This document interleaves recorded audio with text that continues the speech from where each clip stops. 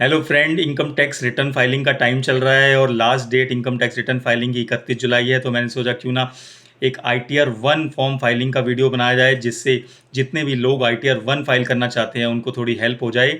तो आज हम स्टेप बाय स्टेप देखेंगे कि फॉर्म ITR 1 हम कैसे फाइल कर सकते हैं और क्या क्या सावधानियां उसमें बरतनी चाहिए।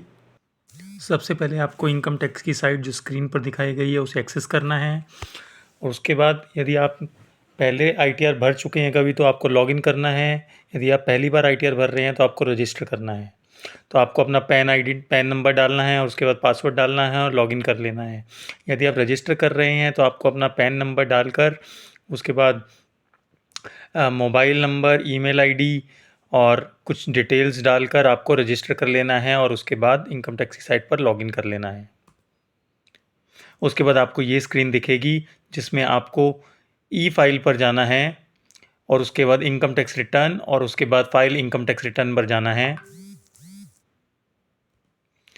उसके बाद आपको current year assessment year 2023-24 select करना है। उसके बाद आपको ऑनलाइन मोड सिलेक्ट करना है। आई विल रिकमेंड कि आप ऑनलाइन मोड सिलेक्ट करें, क्योंकि ऑफलाइन में आपको ऑफलाइन फॉर्म भरकर XML अपलोड करनी पड़ेगी। तो बेटर है कि आप ऑनलाइन फॉर्म सिलेक्ट करें। उसके बाद आपको कंटिन्यू बटन पर प्रेस करना है। उसके बाद आपको क्लिक करना है स्टार्ट न्यू फाइलिंग। जब आप एक बार फॉर्म भरना स्टार्ट कर देंगे उसके बाद आप थोड़ी देर बाद सेव कर देंगे तो आपको ये फॉर्म स्टार्ट न्यू फाइलिंग में नहीं मिलेगा। आपको ये you have save draft of income no save draft जहाँ दिख रहा है वहाँ पर आपको फॉर्म मिलेगा और आपको वहाँ से ओपन करके कंटिन्यू करना है। उसके बाद आपको इंडिविजुअल सिलेक्ट करना है यदि आप इंडिविजुअल का रिटर्न भर रहे हैं और उसके बाद कंटिन्यू पे क्लिक करना है। उसके बाद आपको करेक्ट फॉर्म का सिलेक्शन करना है। इनकम टैक्स ऑफिस ने ITR 1 टू ITR 7 तक 7 फॉर्म दिए हुए हैं, तो आपको करेक्ट फॉर्म का सिलेक्शन करना है। आपके केस में कौन सा फॉर्म एप्लीकेबल है उसको समझाने के लिए मैंने एक वीडियो बनाया हुआ है जिसका लिंक मैंने डिस्क्रिप्शन बॉक्स में दिया है। पहले आप उस वीडियो को देखकर अब ये डिसाइड कर ले कि आपको कौन सा फॉर्म भरना है, उसके बाद ही आप आगे कंटिन्यू करें। तो ये मैं शो कर रहा हूँ जिस इंडिविजुअल को ITR 1 भरना है, तो आपको यहाँ से ITR 1 सिलेक्ट करना है और उसके बाद आपको क्लिक करना है proceed with ITR 1। ITR 1 select करने के बाद आपको स्क्रीन ऐसी दिखेगी। ITR 1 किसके लिए एप्लीकेबल होता है वो भी मैंने उस वीडियो में समझाया हुआ है।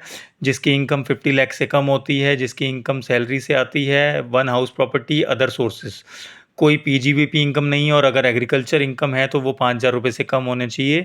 और भी कुछ कंडीशन है जिन केसेस में आप ITR 1 का सिलेक्शन नहीं कर सकते। तो मैं रिक्वेस्ट करूंगा कि आप उस वीडियो को गो थ्रू करें जिसका लिंक मैंने डिस्क्रिप्शन बॉक्स में दिया है, ताकि आप करेक्ट फॉर्म का सिलेक्शन कर सकें। अब हमें क्लिक करना है लेट्स गेट स्टार्टेड। इसे स्टार्ट करने के बाद हमें सबसे पहले ये चूज़ करना है कि हम ये ITR क्यों फाइल कर रहे हैं। क्या हमारी taxable income basic exemption limit से ज़्यादा है, या हम जो रिटर्न फाइल कर रहे हैं वो as per 7th proviso to section 139(1) है, वो क्या है मैं आपको आगे दिखाता हूँ। या फिर कोई और रीज़न है कि हमारे को ये दोनों क्लॉज एप्लीकेबल नहीं होते लेकिन हम अपनी मर्जी से वॉलंटरी रिटर्न भर रहे हैं, तो हमें अदर क्लॉज सिलेक्ट करना है।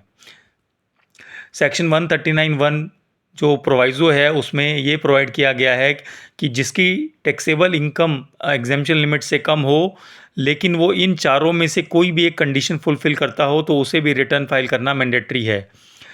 किसी ने 1 करोड़ रुपए से ज़्यादा अपने अकाउंट में डिपॉजिट कराए हों, या फिर किसी ने 2 लाख रुपए से ज़्यादा का खर्चा किसी फॉरेन कंट्री में ट्रैवलिंग के लिए किया हो, या फिर किसी ने 1 लाख रुपए से ज़्यादा का इलेक्ट्रिसिटी कंजम्पशन का बिल पे किया हो, या और कोई कंडीशन जो इनकम टैक्स या SAC प्रोवाइड करे उसमें वो फॉल करता हो, तो आपको रिटर्न फाइल करना मैंडेटरी है। इसके बाद आपको ये मैसेज दिखाया जाएगा जिसमें इनकम टैक्स जो साइट है वो ऑटोमेटिकली आपका रिटर्न फिल कर देगी कुछ सोर्सेज से, जो कि है annual information statement, form 26AS, form 16 और ट्रांजैक्शन इन्फॉर्मेशन समरी। इनमें जो भी आपकी इन्फॉर्मेशन है वहाँ से वो प्री फिल कर देगी आपका फॉर्म, जिससे वो आपके लिए ईजी हो जाए। घबराइए मत, ज़रूरी नहीं है कि आपको वो इन्फॉर्मेशन एक्सेप्ट ही करनी पड़ेंगी। यदि आपको लगता है कि वो इन्फॉर्मेशन गलत है तो आप मैन्युअली उसे मॉडिफाई कर सकते हैं, जो हम आगे डिस्कस करने वाले हैं। Annual information statement, transaction information summary और फॉर्म 26 क्या होता है, और इन सब को मैच करना आईटीआर फाइल करने से पहले बहुत ज़रूरी है। और इसके लिए मैंने वीडियो बनाया, अलग से एक वीडियो बनाया था जिसका लिंक मैंने डिस्क्रिप्शन में दिया है। आप उसे ज़रूर गो थ्रू करें ताकि आप आईटीआर भरने के वक्त कोई गलती ना करें, अदरवाइज़ आपको इनकम टैक्स ऑफिस से नोटिस आने के चांसेस हैं। तो इसके बाद हम क्लिक करेंगे आगे, personal information, gross total income, total deductions, tax paid, total tax liability और नेक्स्ट। पर्सनल, सबसे पहले हम पर्सनल इंफॉर्मेशन पे क्लिक करेंगे और उसमें हम अपनी डिटेल्स चेक करेंगे, जैसे Aadhaar card, PAN card, bank details. देखिए हम अपनी आईटीआर कौन से सेक्शन में फ़ाइल कर रहे हैं, सेक्शन 139(1), क्योंकि हम सब पहली बार ये आईटीआर फाइल कर रहे हैं इस साल, तो हमें 139(1) लेना है। यदि हम रिवाइज़ कर रहे होते तो हम सेक्शन 139(5) लेते। यदि हम टाइम के बाद ये रिटर्न फाइल करेंगे तो हम सेक्शन 139 सब सेक्शन 4 सिलेक्ट करेंगे। तो ऐसे भी जो भी केस आपका एप्लीकेबल है, आपको वो सेक्शन सिलेक्ट करना है और आगे कंटिन्यू करना है। इसके बाद आपको सिलेक्ट करना है कि are you opting for new tax regime और you want to file under the old regime. तो मैंने सिलेक्ट किया है कि हम न्यू रिजिम ऑप्ट नहीं कर रहे हैं, तो मैंने नो का सिलेक्शन ऑप्ट किया है। इसके बाद आपको बैंक डिटेल का सेक्शन दिखेगा जिसमें आपको बैंक, जितने भी आपके बैंक हैं उन सबको आपको ऐड करना है ताकि आपका कोई रिफ़ंड हो तो उस अकाउंट में आ सके।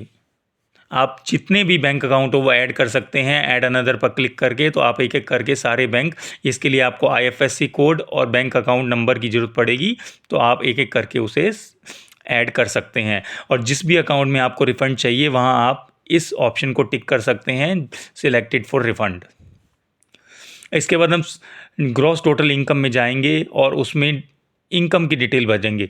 इनकम की डिटेल में हम सबसे पहले सैलरी की डिटेल भरेंगे, जिसको फिल करने के लिए आप फॉर्म 16 की हेल्प ले सकते हैं। जैसे हम उसमें भरेंगे basic salary, dearness allowance, HRA, leave travel allowance etcetera.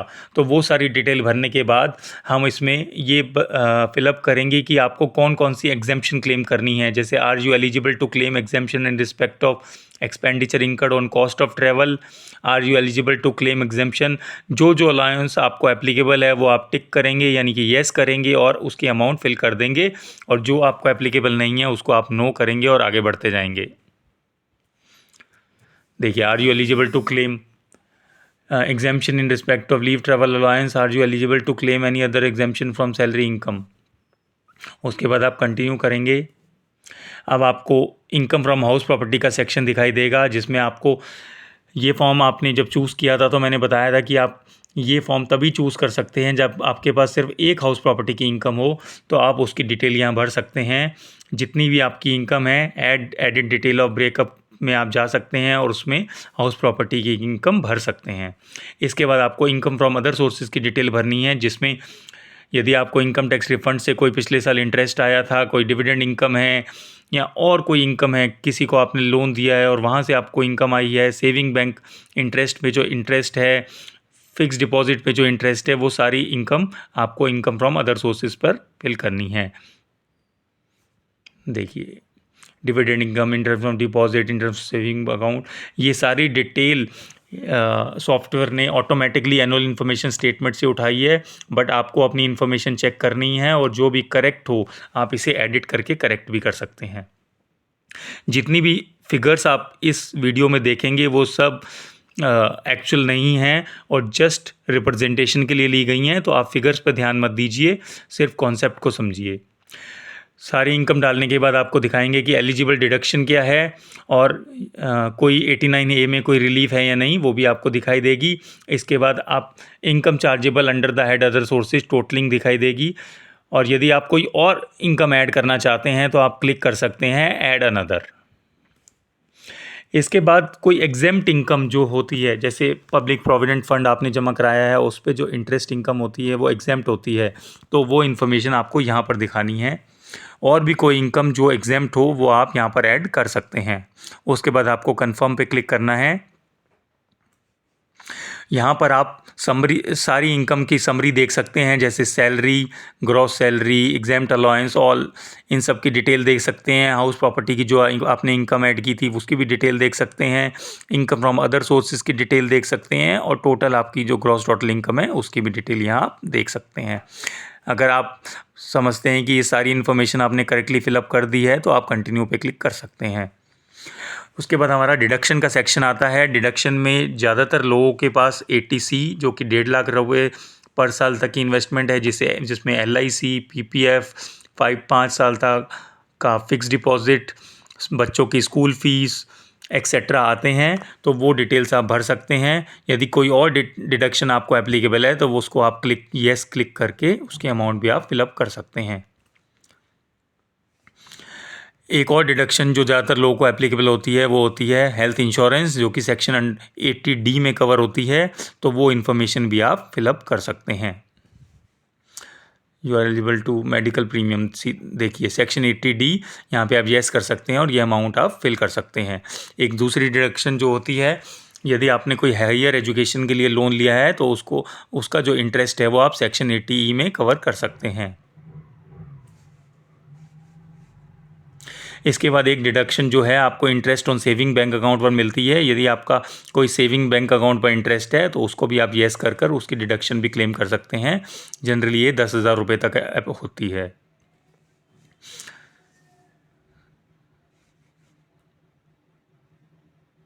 तो जितनी भी डिडक्शन आप फिलअप करेंगे वो यहाँ पर समरी में दिखाई देंगी, उसको आप चेक कर सकते हैं।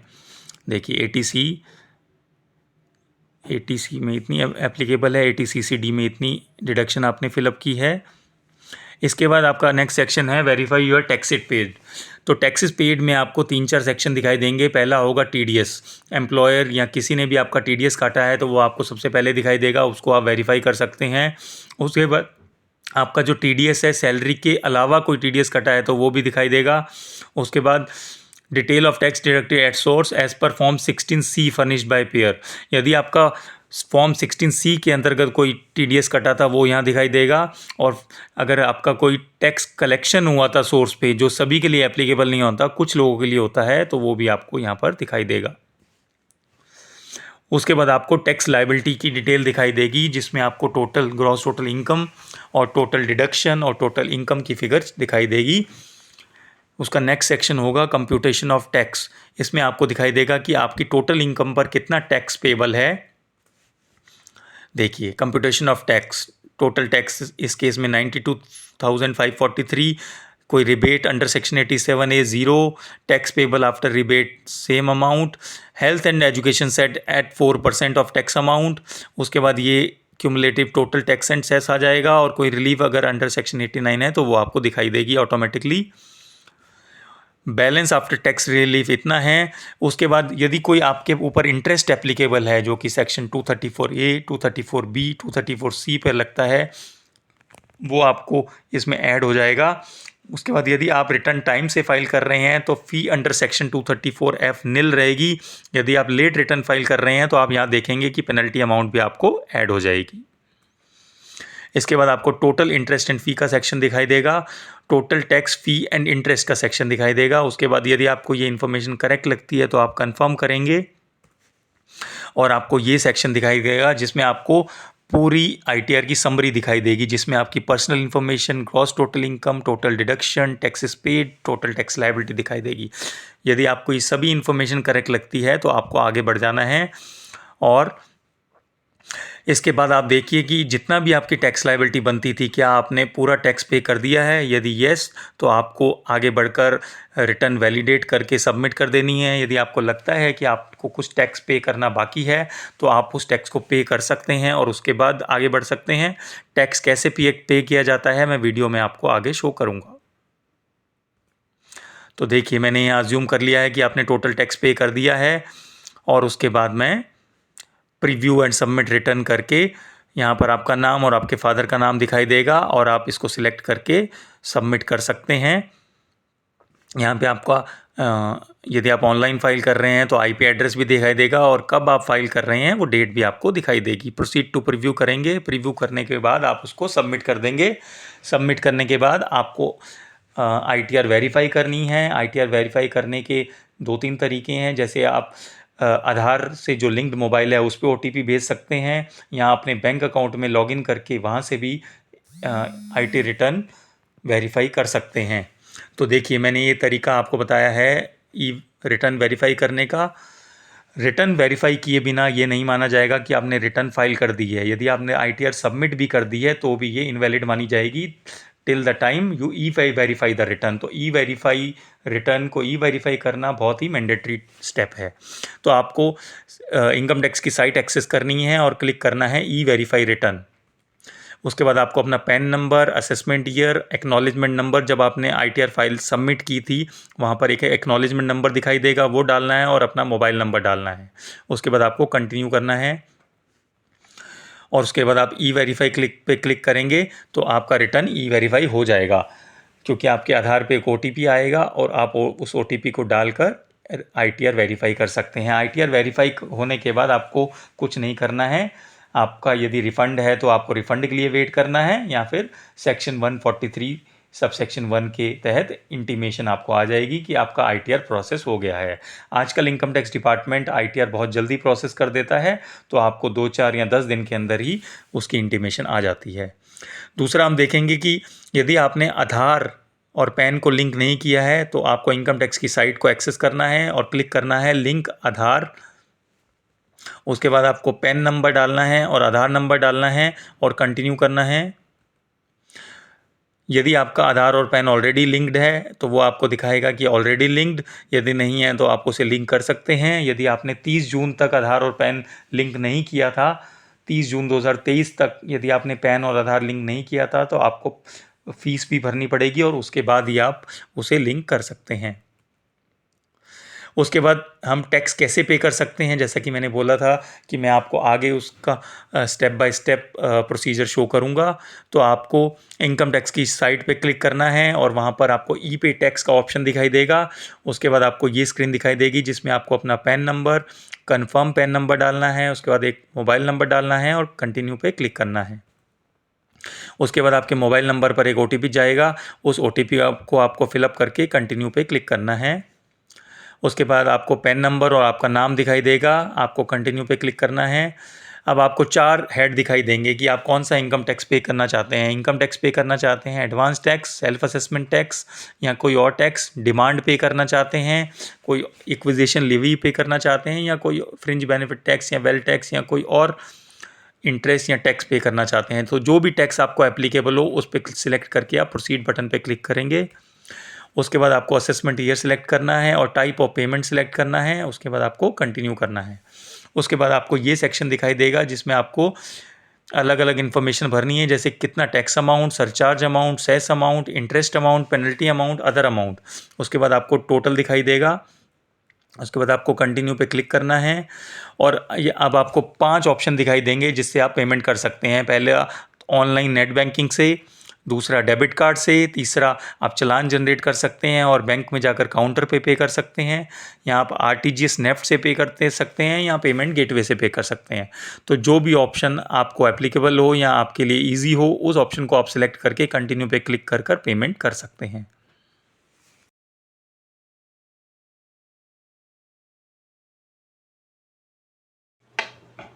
आशा करता हूँ कि आपको स्टेप बाय स्टेप वीडियो जो ITR 1 फॉर्म फाइलिंग पे है पसंद आया होगा और आप भी अब आप अपना ITR रिटर्न आराम से फाइल कर पाएंगे। आपको कोई भी क्वेश्चन हो आप कमेंट्स में पूछिए। इस वीडियो को ज़्यादा से ज़्यादा शेयर कीजिए ताकि लोगों को भी इसका बेनिफिट मिल सके। इसके बाद वही 2 बातें मैं जो हमेशा कहता हूँ, एक, आप अपनी हेल्थ का ध्यान रखें because health is wealth. Second, कम से कम एक अच्छा काम ज़रूर रोज़ करें। Thank you so much.